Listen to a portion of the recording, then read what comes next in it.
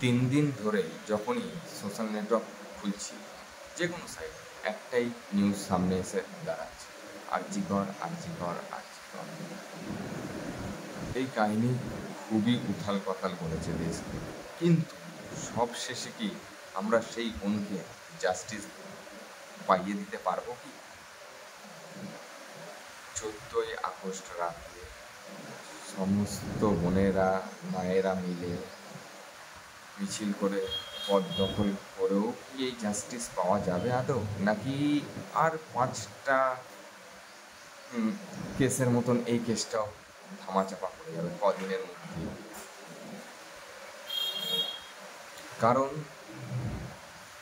কে করলো আর কে সামনে এলো, এইটাই হচ্ছে সবচেয়ে বড় বিষয়। কারণ আসল অপরাধী তো আমাদের দেশে সব সময়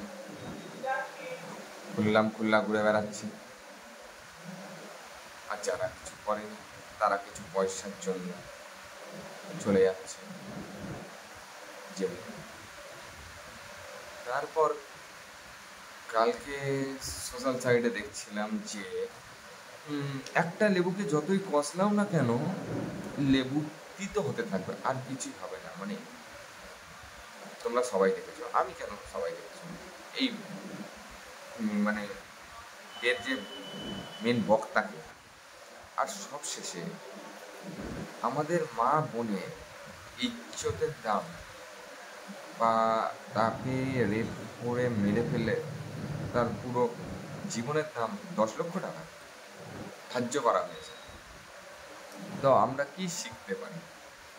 মানে আমরা তো সবাই নয়, কিছু নরপিচাসের দল এর থেকে কি শিখতে পারে?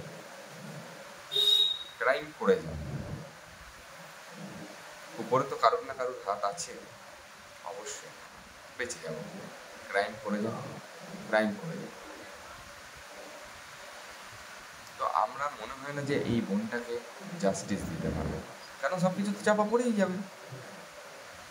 1 সপ্তাহ পর, 2 সপ্তাহ পর বড় জোর মানুষ আস্তে আস্তে নিজের কাজে ব্যস্ত হবে, আস্তে আস্তে সব আবারও সব কেসের মতন এটাও চাপ হয়ে যাবে। তাই একটাই কথা, মা বোনেরা, তোমরা এবার অন্তত কালী আর দুর্গা আর নিজের ভয় পেয়ে চুপচাপ বসে থেকো না। এইবার অন্তত দুর্গা বা কালী কোনো একটা হবে, যে জানো পরবর্তীকালে কোনো মেয়ের সঙ্গে এইরকম খারাপ কিছু হওয়ার আগে ওই পিচাসগুলো 10 বার ভাবে। মেয়েরাও পারে, অবশ্যই পারে। We want justice.